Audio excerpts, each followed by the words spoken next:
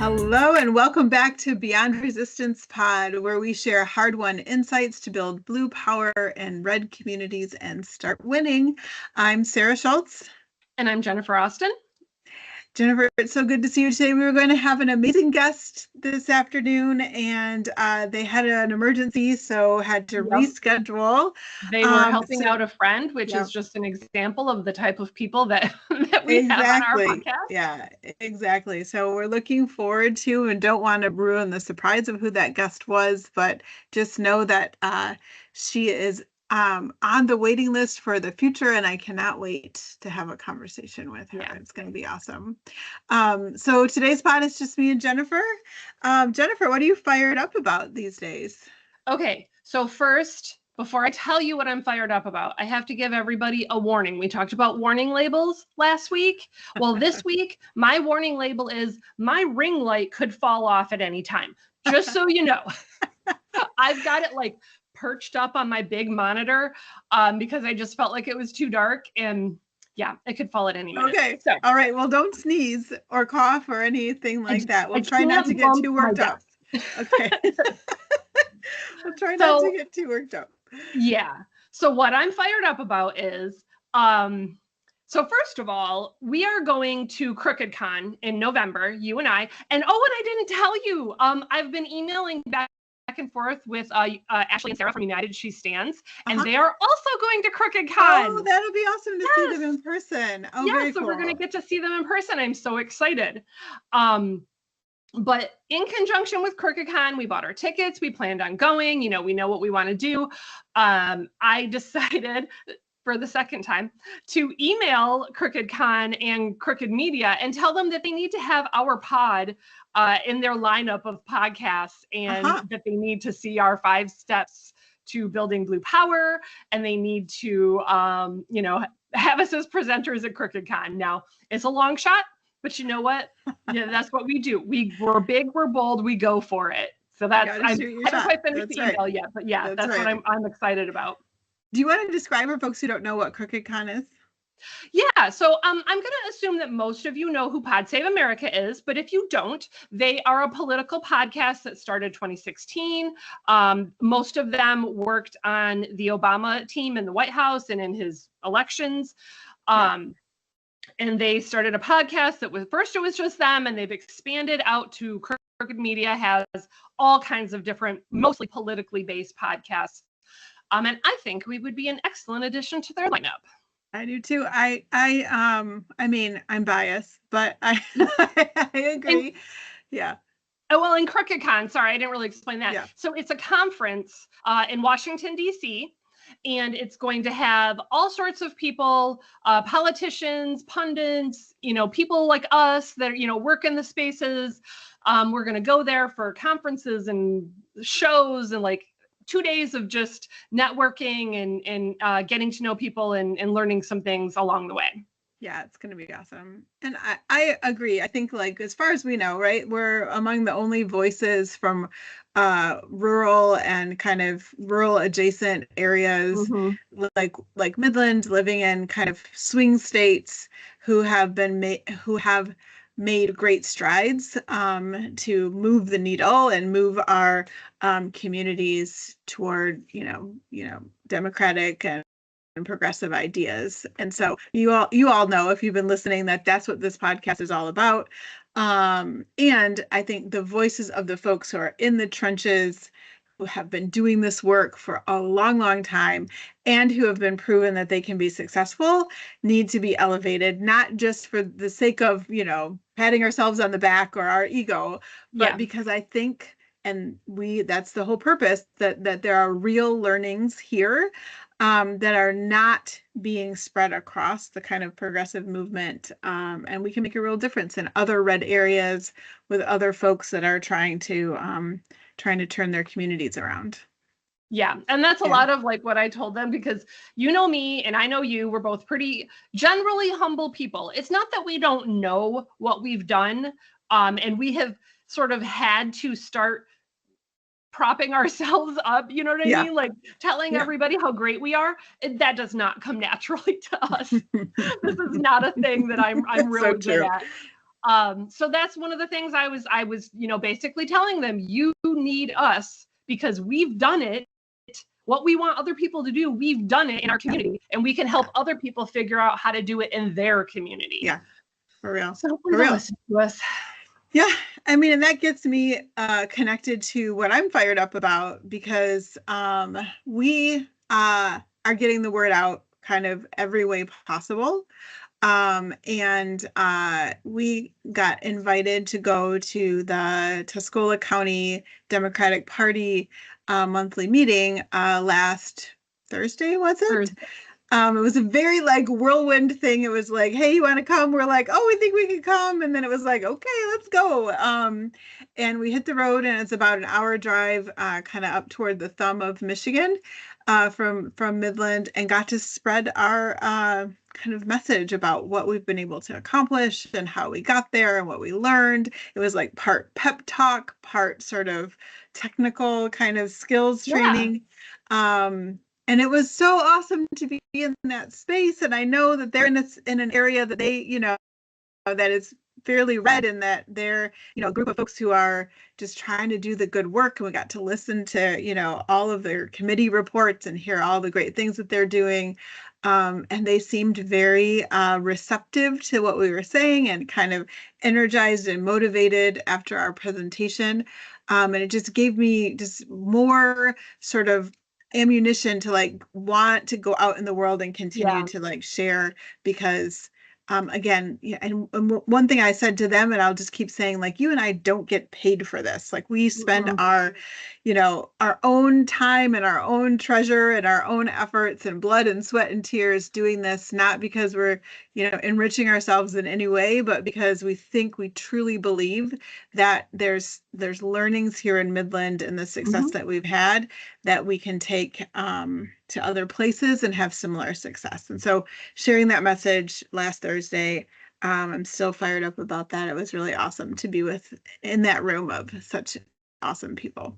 That was such great energy.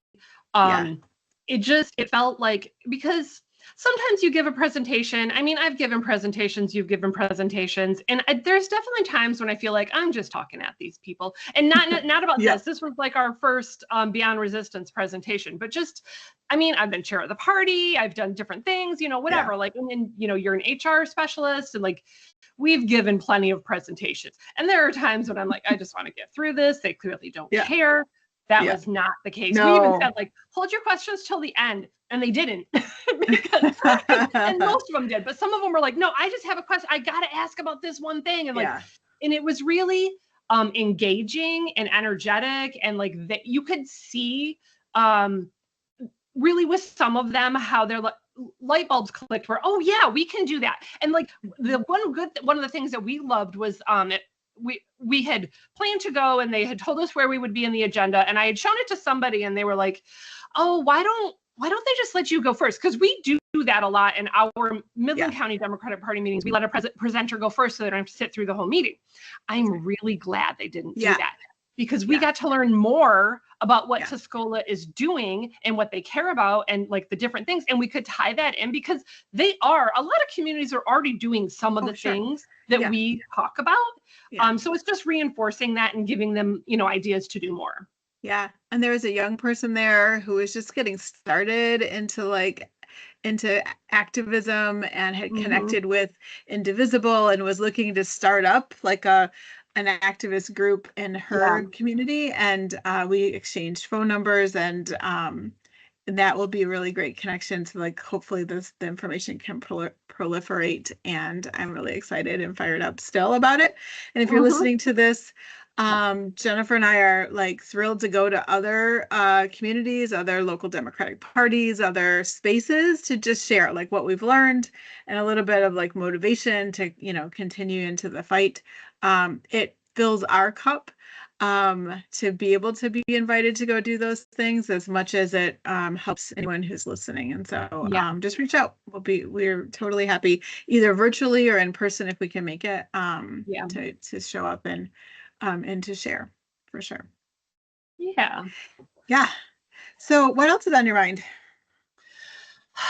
A lot of things. What did we decide we were actually going to talk about? We're going No, to I talk think we about want to the talk about like dissidents. knowing your community and Yeah. kind of looking at like, so when we've done this presentation and I have written letters to a lot of people about donations for the Midland County Democratic Party or asking for speakers for the Midland County Democratic Party. Like I have taken, we're data driven. So, I've taken our data and I've put it in a thing, and I've put also like, things that aren't necessarily data points, but like about the enthusiasm and that kind of stuff. I've created presentations for that and sent it out. And I always feel like, should I quantify some of this? Should I talk about Midland and what kind of a community it is and why we were able to do some of the things that we've done? And I was hoping like we Yeah. could maybe talk about that a little bit. Yeah, totally. Because I think that one of the things that we talk about and we think about and we're writing about in our blueprint and all of that is really at the ground level understanding your community, right? And understanding the messages that are going to matter to your neighbors. And it sounds so obvious, but it's not obvious Yeah. because we know that every election cycle, um, that a million different people get deployed from the Democratic Party out into the world, right? So we've received these folks here in Midland in the past, and they might be from Seattle, or they might be from Texas, or they might be from somewhere else, but Or definitely they not might have spent the Midland. last year in Europe and then finally showed up Exactly. in Midland, but Exactly. whatever, Exactly. that's just my little thing. Yeah, so they show up and they don't know our community, and then they're getting like directives from, the DNC essentially, or the Mm-hmm. DCCC, wherever like the big, letters in the sky are sending directives about how, these are the messages and this is how you talk to people, and this is how you strong arm people to volunteer, and Hate. um yep. Yeah. And these folks, they don't know us. They don't know the communities. I know this is not a unique situation in Midland. And one of the things that we have pushed for and focused on throughout all of this since 2016, when any of this started percolating, was really understanding the people of our community, understanding the messages that are going to resonate, and understanding like how to like not shift what you're saying, but shift the like emphasis of what you're saying depending Mm-hmm. on the groups of folks that you're talking to. And when you get kind of a mass of folks sort of coming down from wherever to just kind of push you know, milk toast message across the world, across the community, it's not going to be persuasive. Yeah. So it's really important to know your community.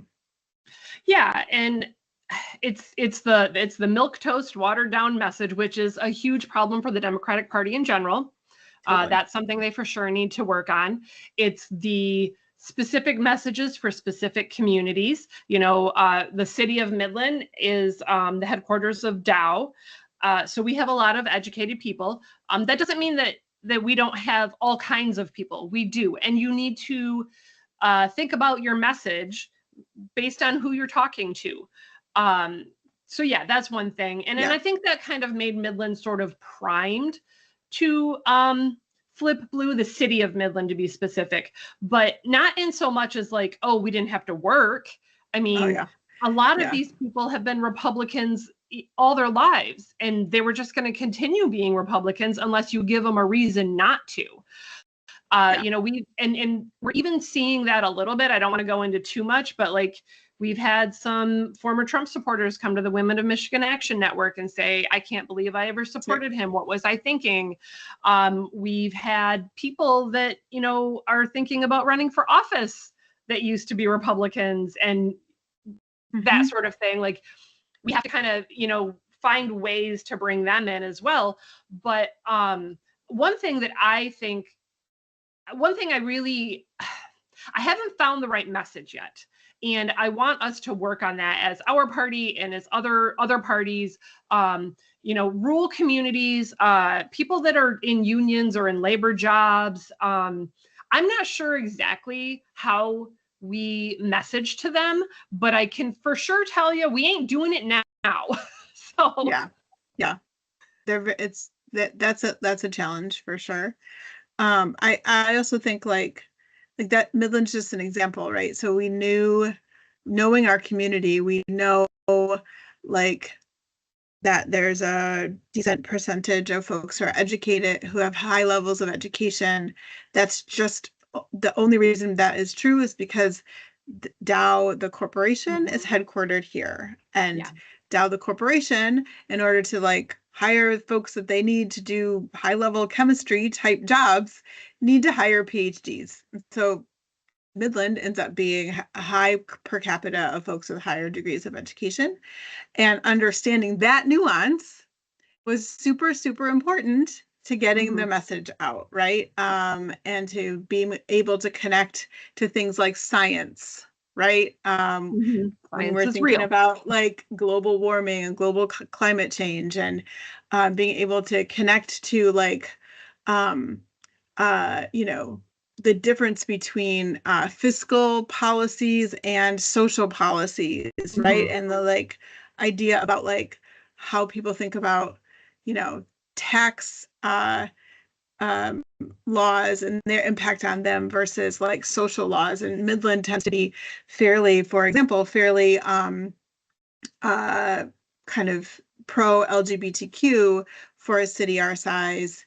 Mm-hmm. And that likely has a lot to do with the Dow Corporation and Yeah. their kind of focus on internal equity programs. Yeah. So not to say that other communities are exactly like Midland, but the point here is understanding these nuances in your community and being able to like, and you can tell like down to like a real granular level. Why are people feeling this way? What's going to resonate with them? What's it connected to? How do we understand like the Mm-hmm. whole picture of that? So important, so much different than Yeah. somebody coming over from Seattle and knocking on a door and talking about the democratic values, right? Mm-hmm. So we definitely saw that in my campaign, because in my campaign in 2018, I knew it was a persuasion campaign, right? So I lost by only 2 points, moved the needle by 10 points from the previous election. And I knew it was all persuasion. So I was Yeah. knocking on doors of, for sure, Republicans and having very targeted messages about who I was and who they are and how we connected on a values level. And like, that's what I'm talking about. That's what we're talking about when we say really like focusing on and really knowing your community. Yeah. And that's one of the things we talked about at the Tuscola Dems because they know their community. Most of them have probably lived there all their life. They have deep roots and ties. Like I lived in Harbor Beach in Huron County, and it's I guess abnormal. It's not that it doesn't happen, but people don't move into those communities a whole lot. Mm-hmm. And so new people are a little bit different in, they're welcoming, don't get me wrong, but it's just like they know that family down there is second cousin twice removed or whatever. You know what I mean? Like there's so many people that are related. They know everybody's story. They know what Yeah. Joe did on homecoming in 1975, and Yeah, they've got totally. all the Yep. stories. Yeah. So and then we had talked about talking to Republicans in that, and we had recommended a book by Monica Guzman, which I forgot the title of it again. Kelly had to look it up for us while we Yeah. were there. But just this idea of like, if you want to convert people, you can't go to your Republican neighbor and yell at them. That's not going to work. You have to know how to talk to them. And the people in that community are going to know how to talk to them a hell of a lot better than some college kid from Seattle. Nothing against college kids from Yeah. Seattle. I Yeah. love young people, and we have worked with some amazing young people that have come into our community. But like, the one that was from Tennessee, honestly, probably because he was a little bit of a good old boy and he could Mm-hmm. connect with people in Mm-hmm. our community Yep. a little bit better than some of the other people that had never lived in a rural Yeah. community. Well, and here's the thing, right? So we also need the person power, right, during election cycles. And we need the person power to be deployed into communities like Midland and other places where there's like momentum to get going toward the progressive spaces, right? So like I'm not saying don't deploy Yeah. resources.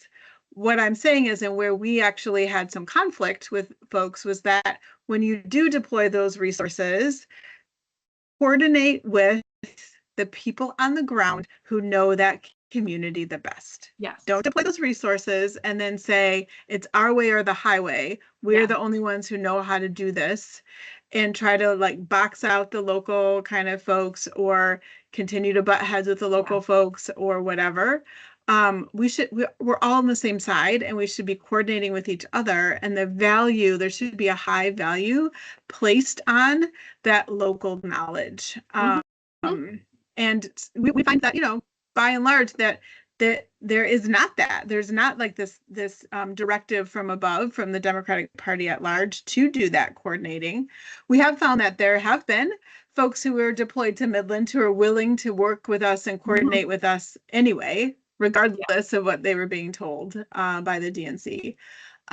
So if anyone's listening from those, big letters in the sky in the Democratic Party, please rethink the way that you structure your deployment tactics, especially a couple months before any election.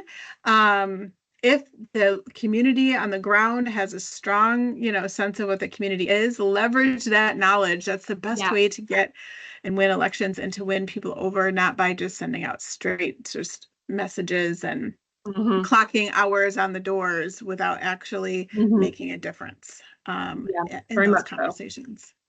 By the way, I looked it up. So the Monica Guzman book is called I Never Thought of It That Way, How to Have Fearless, Curious Conversations in Dangerously Divided Times. That's a good book for sure. Awesome. So we're fired up about that. That's definitely part of what we're putting out in terms of the blueprint that's coming out soon, and also our website and our book, which is like really understanding your community.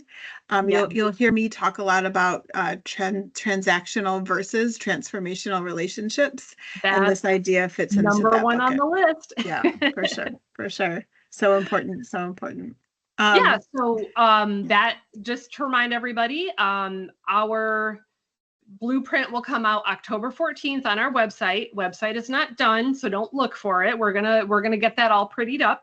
And it should be available as a PDF you can download. Our intent is to have the pretty version online that you can look at, and then a downloadable pretty version, or a downloadable less ink for your printer version for those who would want to have that. So we'll try that, and just remember that subscribing to our podcast is a big help, whatever platform you use in social media. We're pretty much on every major social media. So follow us there, like, share, and comment, and help us drive our message. Absolutely. So let's end with a closing question. So I did something fun today. So I didn't have a question ready for today. So I just asked ChatGPT to give me like one funny question for us to answer. So I haven't looked at it yet. So I'm just going to turn my head and look and read it, and we'll answer the question, whatever ChatGPT wants us to, because ChatGPT is the boss of us anyways, right? Okay, here it is. Okay. Would you rather fight? This is so weird. Would you rather fight one horse-sized duck or 100 duck-sized horses? Wait, let me say it again. Would you rather fight one horse-sized duck or 100 duck-sized horses?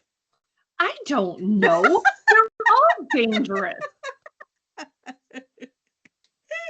I don't know. Maybe the one duck, but ducks bite. Yeah. I mean, I would go with the horses, the 100 duck-sized horses, but only because I'm very famous for being terrified of ground birds. Oh, Which, okay. Ground birds is my definition. Like, I don't think that's a thing in the world, but ground birds are like ducks and geese and I guess that's it, ducks and geese, but the like roosters Swans. and chickens Yeah. that are like on the ground after you. Like they're not flying around. I'm like okay with flying sky birds, but ground birds I don't like. So a giant ground bird, like a horse-sized ground bird is terrifying. So I'm I gonna don't know. go with I'm thinking about this giant duck and like it could take your head off in one bite. But then I'm thinking about all these little teeny horses. Their teeth are not great either. That's true. That's true. That's true. So you get all sorts of little bites. Yeah. Because it also you could like run away from a giant duck, right? And like you could get surrounded by like little tiny horses that were duck size. I don't think either one's good. I don't either. I don't know how I would choose. No, I do know. I would choose the horses because I am afraid of birds. So my first thought was horses because I'm like, I love horses. They're so cute. But if they're like primed to fight you, yeah. And maybe I wouldn't think they were so cute. Right. I don't know. Anyways, thank you, ChatGPT. For your question. All right. Well, this has been the Beyond Resistance Pod. Thanks so much for listening. Please definitely like us and subscribe and all of the things so we can keep this work going because it's important. And we'll see you next week. All right. Bye, everybody. Bye-bye.